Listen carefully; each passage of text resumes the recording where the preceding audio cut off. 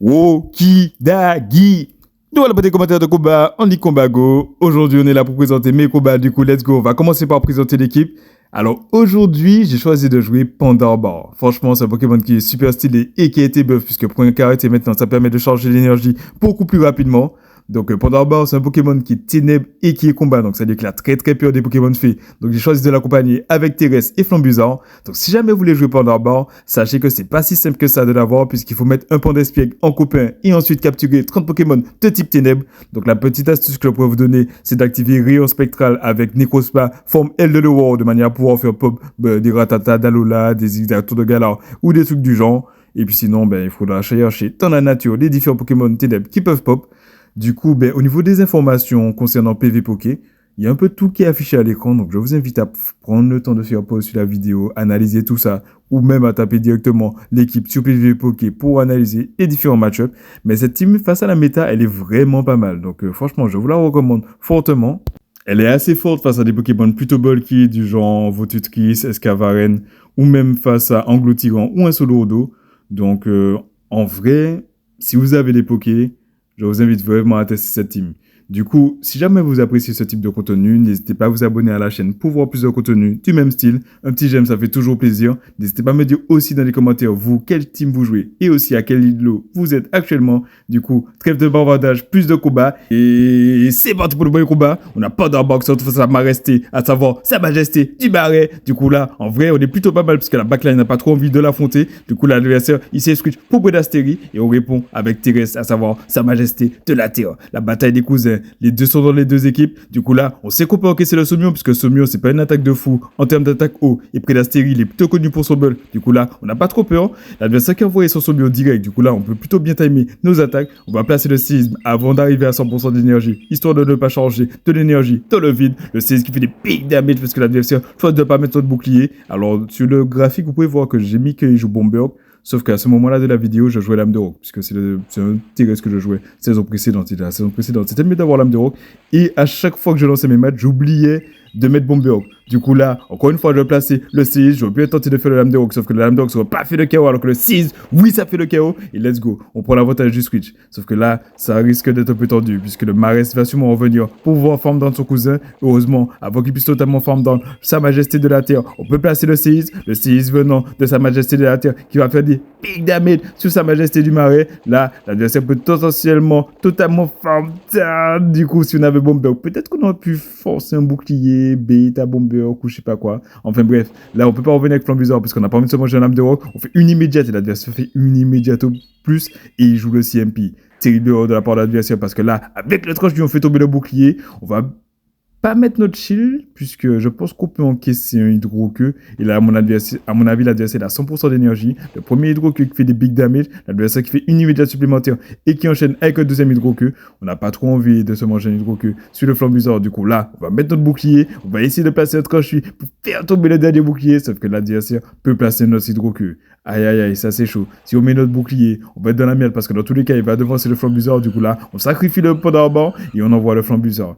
Et le dernier Pokémon d'adversaire, c'est Flambuzard. Oui, oui, oui. Bataille de piaf, de feu. On va placer le vol. Le rapace pourrait faire le KO. Le vol, ça va faire des big damage, mais peut-être pas assez. L'adversaire qui colle le bait. Oui, oui, oui. Ça c'est chaud. Heureusement, on est en avance au niveau de l'énergie. L'adversaire maintenant qui va placer une attaque. Il a vu que vol ne fait pas le KO. Du coup, là, peut-être qu'il est tenté de faire le rapace. Sauf que s'il fait le rapace, il va baisser sa stade de défense. Let's go. Il fait rapace. Sa stade de défense a été baissée, mais il peut placer notre attaque. Oui, oui, oui. Il peut pas faire le back-to-back rapace. Du coup, c'est que vol ou nitro charge. C'est vol. Ça a eu des big damage, mais on peut encaisser. Et là, le Marès revient. Aïe, aïe, aïe. L'adversaire qui est encore au bouclier. Du coup, là, on fait une immédiate supplémentaire et on place le vol. Le truc, c'est est-ce qu'on peut encaisser cette dernière immédiate pour placer notre vol? En tout cas, il est changé. Oui, on a résisté avec un HP dans les rêves. Et on va placer notre vol qui, à ce stade-là, va faire le chaos sur le Marès. Et c'est JJ. Du coup, franchement, c'était une très belle entrée en matière, à mon avis, pour les combats. N'hésitez pas à vous abonner à la chaîne parce que pour la suite, il n'y aura que ça.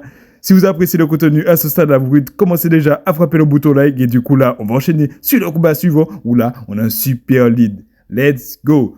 Pandarbar surtout face à Sablero qui est assis et glace, du coup, qui a 2 fois peur des Pokémon de combat. Et là, l'adversaire répond avec Ossature. On va overform, on va placer le Tranchuit en CMP avec un Masdos. Alors, c'est un peu risqué de jouer le CMP parce que pour le coup, si l'adversaire il avait overform, ben, du coup, il aurait pris de l'avance au niveau de l'énergie et le ossature n'a pas trop de quoi le gérer dans le bac puisque le Flambuzard, il a peur du éboulement, le T-Rex, il a peur des attaques sol, donc de masse dose et tout le reste. Du coup, là, on overform, mais on overform trop puisque l'adversaire peut nous devancer et là, en vrai, on est dans la merde. On aurait pu forcer un bouclier avec le tranche-lui, l'adversaire qui lui force un bouclier avec le masse dose. Du coup, là, on place le tranche-lui qui va sûrement faire le KO. Je pense pas que l'adversaire va mettre son bouclier, je pense qu'il va juste prendre avantage des deux boucliers, sachant en plus de ça qu'il peut revenir avec son dernier Pokémon et tenter de form down mon Pandorboard. En parlant du dernier Pokémon de l'adversaire, c'est un Tritosaur. Du coup, là, l'adversaire a choisi de jouer la stratégie Sablero d'Alola avec deux Pokémon Sol dans le bac, sauf que là, on a le boost. Let's go! La RNG qui essaye de nous donner un petit boost, histoire de nous faire comeback dans cette game qu'on a très bien géré parce qu'on a été trop gourmand. Le Trunchwick fait des pics damage, mais l'adversaire ne met pas son chien parce qu'il savait que ça n'aurait pas fait le KO. Et là, on envoie le Flambuzard. En vrai, cette fin de game, ça va être super tendu parce que là, l'adversaire va sûrement placer un plaquage qui va nous mettre peut-être à portée de point glace. Du coup, là, l'idée, c'est de tenter le catch et let's go. Encore une fois, le catch, il passe. On catch, j'ai envie de dire, le point glace sur le Terrestre. Terrestre qui est un Pokémon sol qui a peur de la glace, mais qui est super bulky, du coup, qui peut encaisser. Et là, en vrai, on a l'âme de rock pour mettre la pression sur l'adversaire. On va faire un maximum. On va placer le lame de rock. L'adversaire qui s'est dit que peut-être qu'on jouerait Bomberg et donc du coup qui a changé pour un potentiel CMP. Du coup là on va forcer le bouclier avec le lame de rock et du coup là on est plutôt pas mal, sauf qu'à mon avis là le plan de l'adversaire c'est de changer pour le back-to-back point glace, un point glace pour faire le KO sur le Terrestre et l'autre point glace pour faire le KO sur Flambuzard, sauf que de souvenir on a une attaque de charger et Flambuzard il gagne le CMP. Let's go. Le Flambuzard du coup qui va placer le vol qui fait le KO même si c'est résisté sur le Sablero et là ça va être une course entre Tritosaur et Flambuzard. Flambuzard gagne la course puisqu'il peut placer le vol avant que le Tritosaur ne puisse placer un potentiel package. Le vol qui va faire le KO sur le Tritosaur et c'est JJ. Du coup, franchement, aïe aïe aïe, combat numéro 1, c'était la folie. Combat numéro 2, c'est une dinguerie. Du coup, là, on perd pas de temps et on va enchaîner sur le combat numéro 3 qui, à mon avis, va sûrement être mémorable. Du coup, on a Pandorbox surtout face à Alligator. Let's go. À mon avis, c'est ce genre de match-up là que vous recherchez. Et là, l'adversaire, il s'est switch pour Drascore. Aïe aïe aïe, franchement, là, on est super bien puisqu'on a le Terrestre pour pouvoir punir le Drascore. Malheureusement, Drascore Obscure, il tape fort et il spam avec Hydroqueue. Du coup, là, on va encaisser les Hydroqueux. Et le truc, c'est qu'il faudra être super discipliné parce que, à mon avis, il y a moyen que 3 Hydroqueux, ça nous mette à portée de farm down ou un truc du genre. Du coup, là, on va encaisser un deuxième. Je pense que le troisième Hydroqueux, on pourra pas l'encaisser. Du coup, là, il faut absolument envoyer le séisme avant que l'adversaire n'ait un autre Hydroqueux. Sauf qu'on fait les débiles et on joue le CMP. Du coup, là, on n'a pas le choix. On est obligé de mettre le bouclier. L'adversaire, du coup, qui spam avec Hydroqueux. On n'a pas trop de choix parce que si on perdait toute cette énergie, le Drascore ça aurait pu être compliqué de le gérer. L'adversaire qui ne met pas son shield et qui se fait one shot par le séisme. Et là, on se retrouve clairement dans une situation où on aurait bien aimé avoir Bomberg. Parce que là, l'adversaire, il choisit d'envoyer Excavaren. Ok, je m'attendais plutôt à ce qu'il revienne avec le Alligator. Mais bon, en vrai, on va pas se plaindre. Parce que là, on peut quand même placer un séisme. Même si l'adversaire peut les encaisser, ben, ça le met potentiellement à portée de vol ou de rapace. Ou en tout cas, ils sont un peu plus facilement gérables en fin de game. Du coup, là, l'adversaire choisit de se décharger en énergie après avoir chargé pour le back-to-back, si je dis pas de conneries. Il envoie le point feu parce qu'à ce stade-là, le point feu aurait fait le KO. On envoie le Flambuzard parce que le Flambuzard, il peut encaisser toutes les attaques immédiates. Sauf si l'adversaire joue Ultra Laser, mais vu qu'il joue point feu, à mon avis, il joue point feu et Sable Ardent. Il fait Sable Ardent parce que dans les deux cas, c'est résisté. Sable Ardent, c'est stable et ça fait un peu plus de dégâts. Et là, l'adversaire fait un magnifique catch puisqu'il catch vol sur le Alligator. Il a fait une immédiate supplémentaire. Du coup, il a pris un peu d'avance. Sauf que là, on peut revenir avec le Pandorboard. On balance le close combat juste avant qu'il puisse passer un Hydroblast. Si l'adversaire ne met pas son shield, à mon avis, le close combat, ça fait le KO. Ouh, l'adversaire qui a voulu coller le B. Sauf que, aïe, on n'a pas bait. On a balancé direct le close combat. On sait qu'on peut encaisser les attaques. Et dans tous les cas, le Flambuzard, il pourra gérer cette fin de game. L'adversaire qui fait point feu. Alors qu'il aurait dû envoyer le Sable Ardent pour faire le KO. On sait qu'on a de l'énergie sur le Flambuzard, du coup là on balance direct le Close Combat qui fait des big damage et qui fait le KO sur le Excavaren. Et c'est JJ. Franchement, ce lapin là, Excavaren, il est super stylé. Je le joue en ce moment. Il fait plaisir. Mais bon, histoire de varier, là, je suis passé en mode Panda, Terrestre et Flambuzard. Je vais sûrement changer de team d'ici peu. Donc, si vous me croisez avec une autre team, ne soyez pas surpris.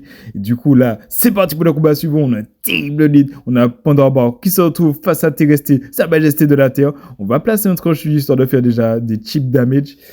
Et le truc, là, un truc qui serait bien à mon avis, ce serait de catch le C sur le flambusard. Sauf que c'est super risqué parce que si l'adversaire, il envoie le lame de rock, ça peut faire des big damage. Là, pour le coup, on pense que c'est C, du coup, on met pas notre shield. L'adversaire qui a fait bait à Bomber. Du coup, bon, heureusement, c'était pas lame de rock parce que bait à lame de rock, là, ça aurait fait très très mal. Du coup, mais je pense pas qu'il aurait osé bait un Pokémon de combat. Enfin bref, l'adversaire qui répond avec Alligator, et ça nous fait plaisir parce qu'au moins le Terrestre ne va pas affronter le Alligator. On sait qu'on peut faire tomber un bouclier avec le vol, du coup on fait une immédiate supplémentaire et on place le vol. Et si l'adversaire est trop gourmand, on pourra placer un deuxième vol qui va sûrement faire tomber son dernier bouclier. Le premier bouclier de l'adversaire qui tombe, l'adversaire qui est trop gourmand et du coup qui nous laisse placer le vol avant qu'il puisse totalement nous form down. Il n'a pas le choix, il est obligé de mettre son bouclier ou il va perdre toute son énergie. Est-ce qu'on fait le Wham Bam Combo Play? Oui, on fait une immédiate supplémentaire et on joue le CMP avec le Hydroblast. On sait qu'à ce stade-là, le Trollpuissant ça faire le chaos sur la ligue. Non, on n'avait pas le chaos. Il fallait envoyer le cross combat, sauf que vu qu'on a switch, ça aurait pu être Tondax. Enfin bref, on a mis le Alligator à portée de forme down pour le Terrestre. Du coup là, let's go. On met tous nos espoirs sur Terrestre, sauf que l'adversaire, il a une autre attaque d'échanger. Aïe, aïe, aïe, j'avais pas prévu ça. Clairement là, il fallait faire le cross combat, mais bon, ça arrive des fois de ne pas prendre la meilleure décision. Et là, l'adversaire revient avec le Terrestre. Oh, ça c'est chaud. Il faut faire gaffe, parce que si l'adversaire est catch aussi sur un Pokémon qui résiste, ça peut être très tendu. Cette fin de game, on continue à overform. Il faudrait faire super gaffe. L'adversaire qui tente le catch sur Cresselia. Et en vrai, là, c'est game over. Hein, parce que là, on va placer le Seize. Le Seize va faire des peak damage, mais clairement pas assez pour faire peur au Cresselia. Le Cresselia, du coup, qui encaisse le Seize plutôt bien. On va peut-être tenter un catch sur le Flambusard. L'adversaire qui garde son énergie parce qu'il nous a vu venir. À ce stade-là, on ne peut plus gagner. Du coup, on abandonne. Et c'est JJ. Du coup, alors là, c'était le 4e combat. Donc j'ai fait... Enfin non, ouais, c'était le 4e combat. Normalement, j'aurais dû mettre 5 combats. Mais le premier combat, je l'ai supprimé de la liste puisque l'adversaire a bug pendant le combat. Alors je sais pas si ça aurait fait une impact sur si je gagne ou pas. Puisque bon, il a bugué pendant peut-être, allez, 2 secondes. Donc... et il me fait un catch. Il me fait un catch de fou. Donc... je pense que s'il buguait pas, j'aurais été peut-être un peu plus attentif. Je me serais pas laissé avoir par le catch, mais bon. Bref, anyway, on passe au combat suivant. On a Pandorbox face à Sepiatros. En vrai, sur le papier, on a l'avantage, mais Sepiatros, c'est assez chiant à gérer, parce qu'en vrai, si on envoie le tranche direct, ça fait pas le chaos. Si on attend trop, il peut faire surpuissance et se barrer pour, par exemple, terrestre. Et s'il se barre pour terrestre, on n'a pas de vraie solution à terrestre. Du coup, là, il fait le surpuissance, et justement, là, il envoie terrestre, et ça risque d'être compliqué. Du coup, là, l'idée, en gros, c'est de faire des chip damage. Donc, déjà, quelques dégâts avec tranche-nuit. On va spammer les tranche-nuit pour mettre le terrestre à portée de séisme. Et on va peut-être tenter de catch un potentiel bomber sur notre terrestre. On switch. L'adversaire qui garde son énergie et qui finit par se décharger. Il a dû nous voir venir avec le seize. Donc, il va sûrement placer le seize. L'adversaire, justement, du coup, qui n'a pas bait, qui place le seize, qui fait des peak damage. Et là, du coup, on va essayer de placer notre seize avant lui. Le seize, du coup, qui part en CMP. Et let's go. On gagne le CMP. Le seize qui va faire ça va pas faire le KO. Mais en tout cas, ça le met à portée de forme down pour le... Ouh, ça a fait le KO, let's go. Là, on est super bien. L'adversaire qui a voulu tanker le CS, qui a voulu colober. En tout cas, là, on est dans une très très bonne position. Et là, maintenant, on joue Bomber. Du coup, là, on peut placer le Bomber plus rapidement que le lame de rock. L'adversaire qui a overform et qui aurait pu placer le Hydroblast. Le Bomber qui fait des big damage sur le Alligator. Et potentiellement, là, il sera à portée de forme down pour notre Pandorbox. Sauf que là, j'ai compris le style de l'adversaire. Il a changé pour le back-to-back. On n'a qu'un seul bouclier. Du coup, là, il va sûrement faire tomber notre prochain bouclier. Est-ce qu'on a de l'énergie de bang sur le Pandorbox? Oui, on peut placer le tranche-nuit avant que l'adversaire ne nous force notre bouclier avec le Hydroblast. Le truc, c'est que Hydroblast, ça va faire le KO. Et je pense pas qu'on puisse form down. Ok, donc l'adversaire n'avait pas joué le CMP. Il avait attendu un tour au cas où on tentait de faire un catch. Ok, donc c'est bien joué de sa part. Sauf que là, en faisant ça, on peut placer notre séisme avant qu'il puisse placer notre attaque. Et à ce stade-là, s'il met pas son bouclier, c'est sur attaque que ça va faire le KO. La question, c'est est-ce que Flambusard sera capable de gérer cette fin de game? Il revient avec le Sepiatros. Du coup, là, on switch pour le Flambusard. Tricher, ça va faire des big damage, mais je pense pas que ça va faire assez. Et si jamais il fait Trochki, on fait vol, on fait le KO. Je pense pas qu'il puisse nous form down avant qu'on passe un autre vol. Du coup, il n'aura pas le choix. Il sera obligé de faire un autre Hydroblast. En vrai, je sais pas, parce qu'il y a moyen qu'on soit apporté de forme down, parce que là, on a une immédiate du prochain vol, ou deux, je sais plus. On a deux. Ouh, ça va être chaud. Est-ce qu'on peut placer le hit qu'on place? Non! L'adversaire qui a senti qu'on aurait pu le forme down avec calcination, du coup, qui se décharge de l'énergie. Et à mon avis, là, il n'a pas un deuxième hit qu'on place de charger, du coup, on peut tranquillement le forme down. Dans tous les cas, on aurait pu le devancer avec notre chenille. Et c'est JJ. Du coup, ben, comme d'hab, dans ces petits moments-là, c'est des moments pour pouvoir rédiger un petit commentaire. N'hésitez pas à me dire qu'est-ce que vous pensez de tout ça. Du coup, let's go. C'est parti pour le combat suivant. On a Panda Bar qui se retrouve de nouveau face à un Sablero. Cette fois-ci, on va essayer de la jouer un peu mieux. Là, l'adversaire, il a pas switch pour Osacho. Il a envoyé le Skitosaur. Du coup, là, on va overform un peu. On a même, je pense, un peu trop overform, puisque l'adversaire peut placer le package. On va mettre notre bouclier, histoire de préserver un peu de vie pour sur le Panda Bar. On va faire une immédiate supplémentaire et placer le tranche-nuit. L'adversaire va sûrement pas mettre son shield, puisque là, ça paraît un peu évident qu'on va faire le bait. L'adversaire qui met son shield, ça nous arrange. Du coup, là, on fait une immédiate supplémentaire et on place de nouveau un tranche-nuit. C'est peut-être mieux de placer le close combat. Mais en vrai, là, on va juste se fight face au Stritosaur, puisqu'on sait que le Flambusor peut gérer le Sablero. Du coup, là, on va pas mettre... Si on met notre bouclier histoire de maintenir l'alignement, là, il faut juste faire gaffe à ce que l'adversaire ne fasse pas un catch. Et en parlant de catch, l'adversaire a justement tenté de catch sur Predastérie. Et là, c'est bon. En vrai, c'est game over, puisqu'on a pu aligner notre terrestre, la majesté de la Terre, face à Predastérie. On a déjà vu un peu plus tôt dans la vidéo qu'on peut encaisser plusieurs sommios, je pense 3 ou 4. Ouais, je pense qu'on peut encaisser 3 sommios, le 4e sommio fait le KO, sauf que le Predastérie peut pas encaisser 2 séismes. On va placer un premier séisme qui va faire des big damage. On va faire gaffe au timer que l'adversaire ne fasse pas un catch sur le prochain séisme, mais a priori là on est plutôt safe, puisqu'il va placer un sommion. Sommion ça va faire des dégâts, mais pas assez pour nous mettre à portée de forme down, ni pour aucun de ces Pokémon dans le bac. Du coup là, on continue overform, on fait gaffe au timer, le timer n'est pas revenir, du coup on peut placer tranquillement le séisme qui va faire le KO sur le Predastérie.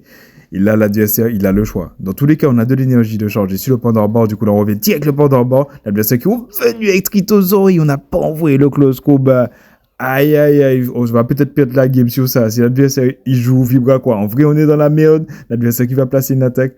Oui. J'espère vraiment que c'est pas Vibra, quoi. J'espère que c'est Téluri Force ou plaquage. L'adversaire qui place plaquage. Du coup, on peut l'encaisser. On fait une immédiate supplémentaire. Et du coup, s'il a fait plaquage, c'est-à-dire qu'il joue pas Vibra, quoi. Donc, c'est-à-dire qu'on peut encaisser un Téluri Force ou un plaquage, l'adversaire qui fait de nouveaux plaquages. Du coup, on va faire une immédiate supplémentaire, placer le vol parce qu'on a le back-to-back.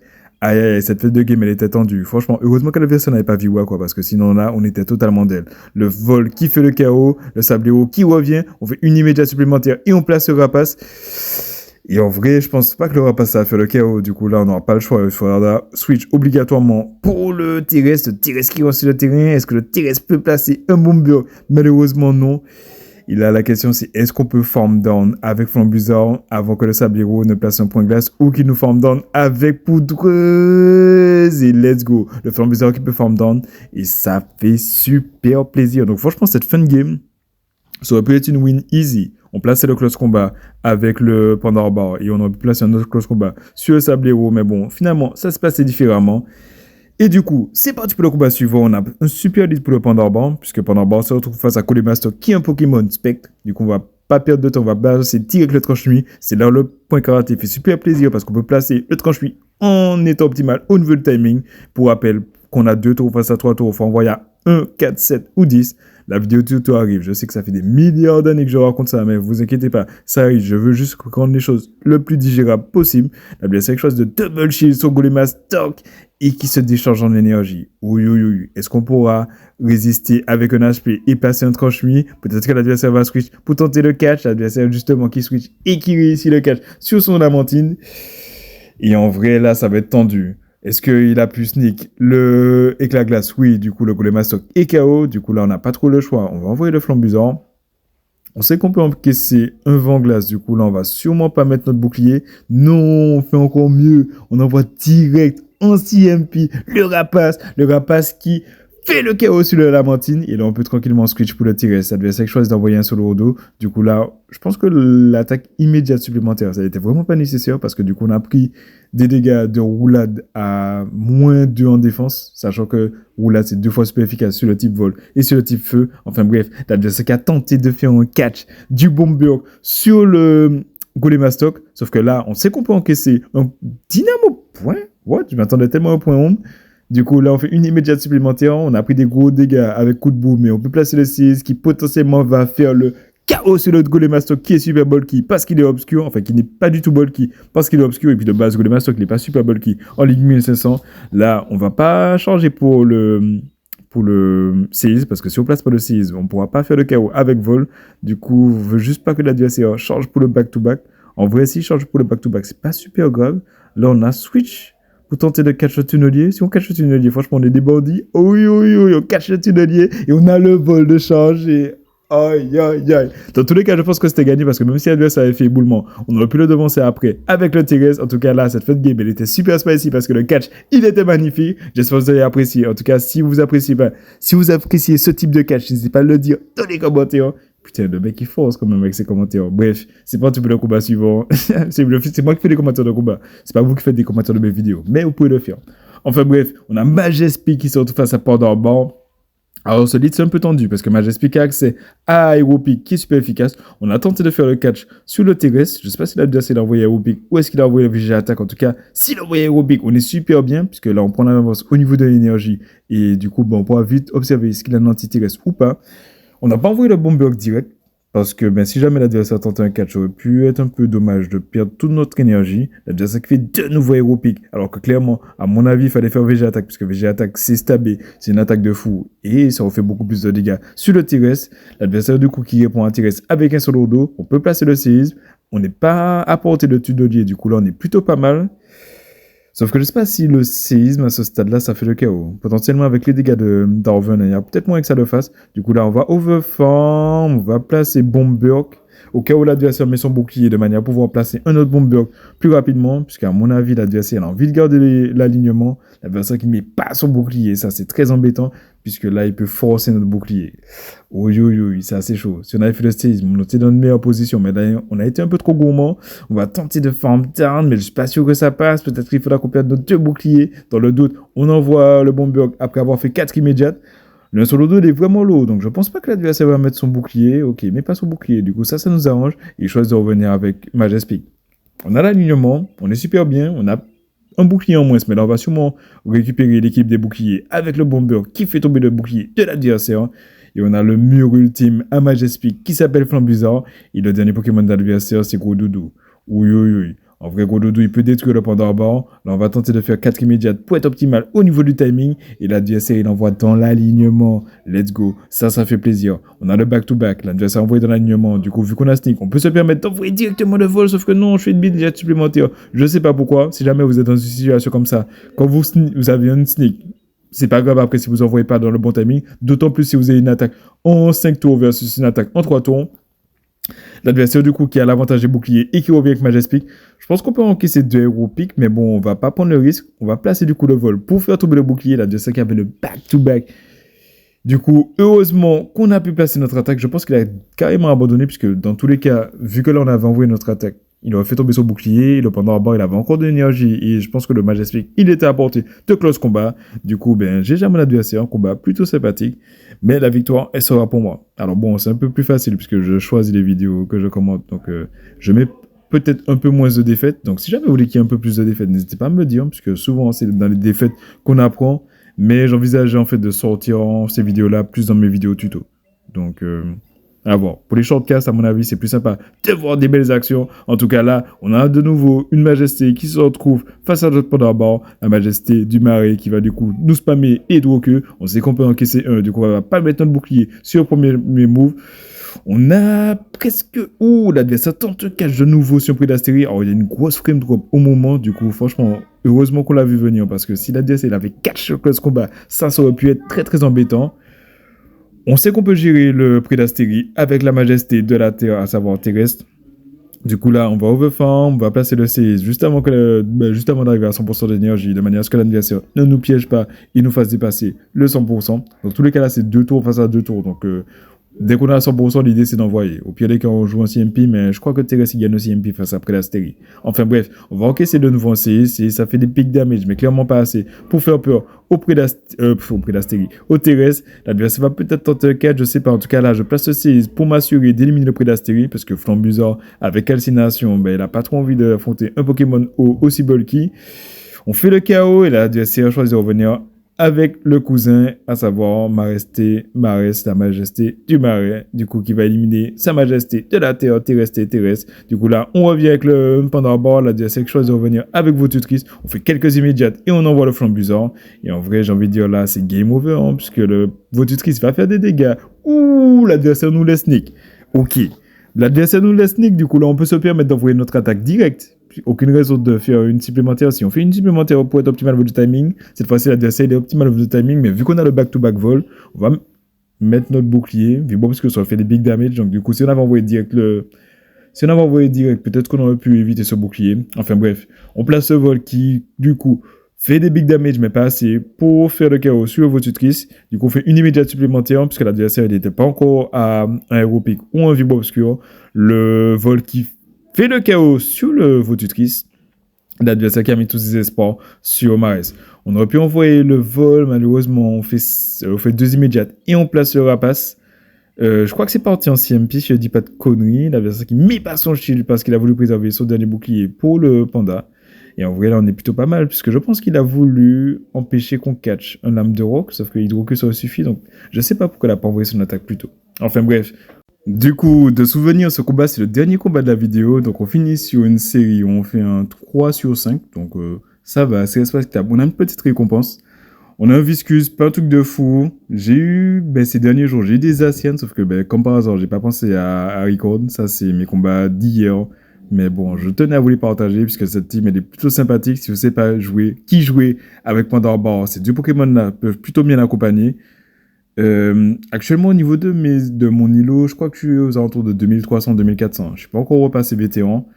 C'est beaucoup de misplays de ma part. Quelques lags qui, des fois, me mettent en difficulté. Mais globalement, je n'essaie pas trop de monter dans le classement. Je reste aux alentours de ce classement-là, puisque là, on a vraiment toutes sortes d'équipes qui apparaissent. Et vu que je sais qu'il y en a qui me demandent des fois des conseils, c'est plus facile pour moi, quand je suis dans la méta, pour pouvoir déconseiller des Pokémon de la méta. Enfin bref, j'espère que vous avez apprécié le contenu. N'hésitez pas à vous abonner à la chaîne pour plus de contenu du même style. Si vous voulez que je commente vos combats, n'hésitez pas à me contacter soit par les commentaires, soit directement sur Discord. Je prévois de faire un formulaire, mais bon, chaque chose en son temps, vous inquiétez pas, ça arrive. J'espère que vous avez apprécié. Un petit j'aime, ça fait toujours plaisir. Et puis moi, je vous dis à la prochaine. Hein. Yes, I.